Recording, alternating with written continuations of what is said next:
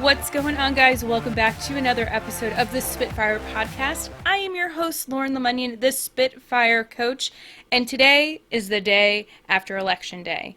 We still don't have a clear winner. We have a lot of waiting, a lot of uncertainty, and a lot of really heightened emotions. And while we were anticipating this, nothing really can prepare us for the feeling of not having an answer.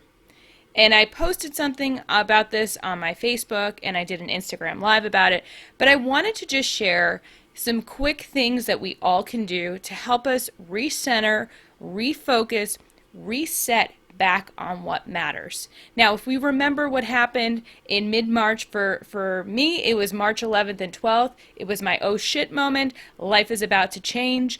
Things are about to get real, and this is going to be a long time.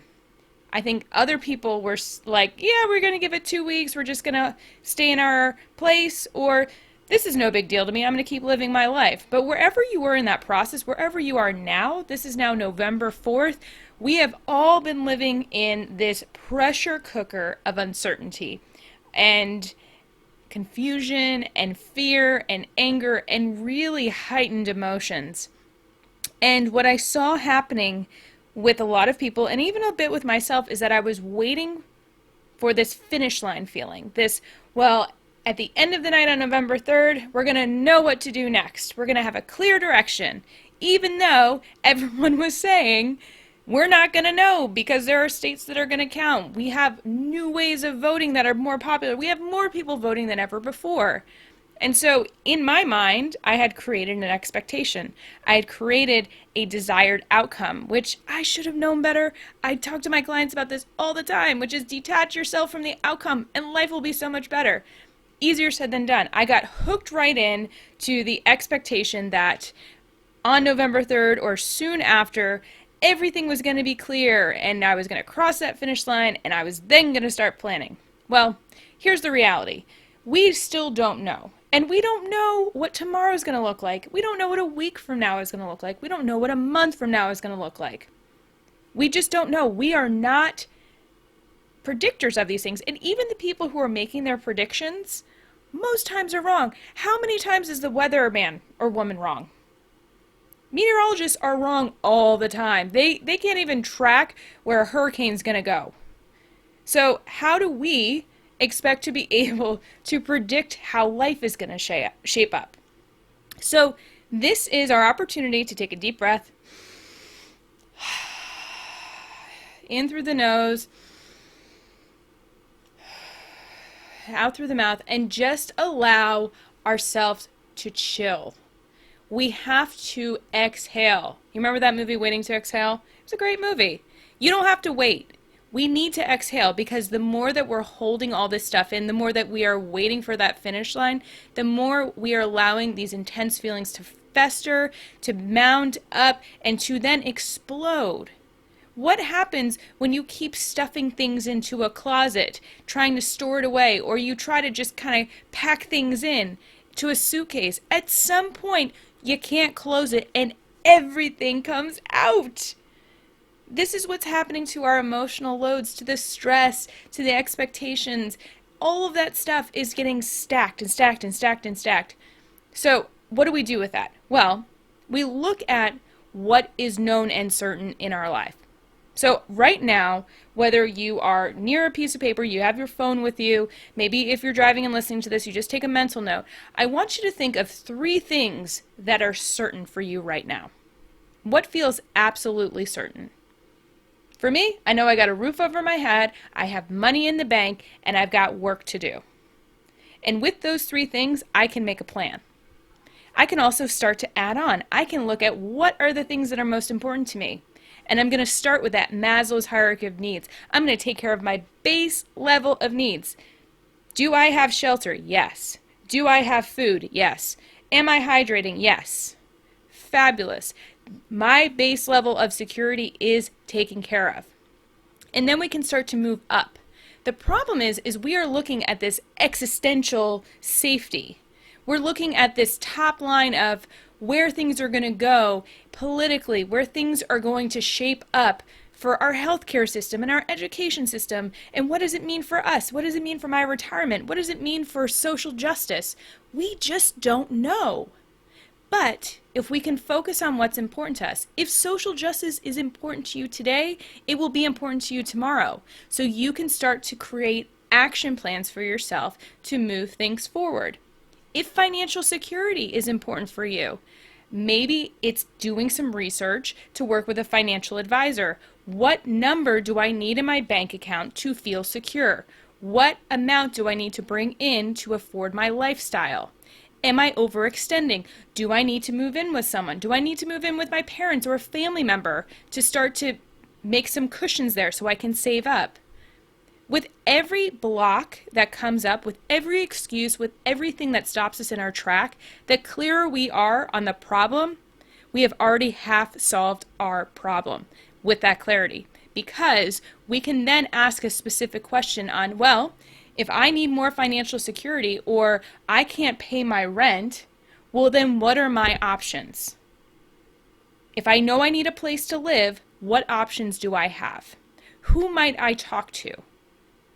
What steps can I take to move this forward? But when things feel impossible, when we think I have to do this and I don't know how, that's a losing battle. And all that does is stack up more of that judgment, more of that criticism, more of that self-doubt and ridicule. And we have to start taking care of ourselves. We've always needed to take care of ourselves. And here's the thing, before 2016, before this past year, things were still uncertain. We had no more certainty. Now, we may have had a different political figure, we may have had different politicians, but let's face it, our life was no more clear then. It might be more crazy right now because we're like, how does this stuff keep happening? It can't possibly happen again. Oh yeah, and it's going to be worse. But where is our own personal responsibility? What can we do to create more calm, more peace, more collaboration, more connection in our own life? If we're waiting for things outside of us to give us permission to go and live our life, we're going to be waiting a really long time. If we're waiting for things outside of us to signal it's okay to move forward with our own stuff, we're going to be waiting a really long time. And then we're going to be looking over our shoulder or up in the distance to give us that signal going forward. Now, that's not to say don't trust your gut. You should absolutely trust your gut. And you should absolutely be aware of your environment and your surroundings and your constraints. But if you are looking for that thumbs up or thumbs down, it's not going to happen. Because there is never a perfect time. There are more advantageous times. There are less advantageous times. But there is never a time in history where it says, this is your signal to go and invest in a business. This is your signal to pull out of the stock market. Nobody knows this stuff because things are constantly changing. There are so many factors at play that you would miss the opportunity when you're spending all the time in the calculation looking for the right time. And that was me doing air quotes. I don't know if you could hear that by the microphone. So we have to be tracking the things that are good for us, that are certain for us, that are our core values, and look at what is in our control. What can we create in our little microcosm, and how do we build from there? We have to focus on the things that are closest to us so that we can build that bridge to our future. If we're jumping to the future, we're missing so much information. We're missing the resources, the people, the timing, all of those details that can help us move it forward. So this is where patience and also action come in. So think of it as not an either or, but and. So how do I act with patience? And it's meant to completely confuse you. It is a constant check of, is now the time? Okay, is now the time? What do I need in order to feel solid to move forward? And I see this happen a lot with people where they wait for someone else to make the decision for them. They wait for changes at a job, getting promoted, getting tapped for a promotion, or even getting fired. I can't tell you how many of my clients were like, yeah, I think it would just be easier if they just let me go. Well, why wouldn't you leave a situation that's not working for you? So you have to kind of look at where are you willingly becoming a passenger and a bystander, and where can you become a more proactive player. And this isn't saying put your middle fingers in the air and quit your job, but it's saying how do you start making proactive moves that set you up for the next chapter, that set you up for that future goal.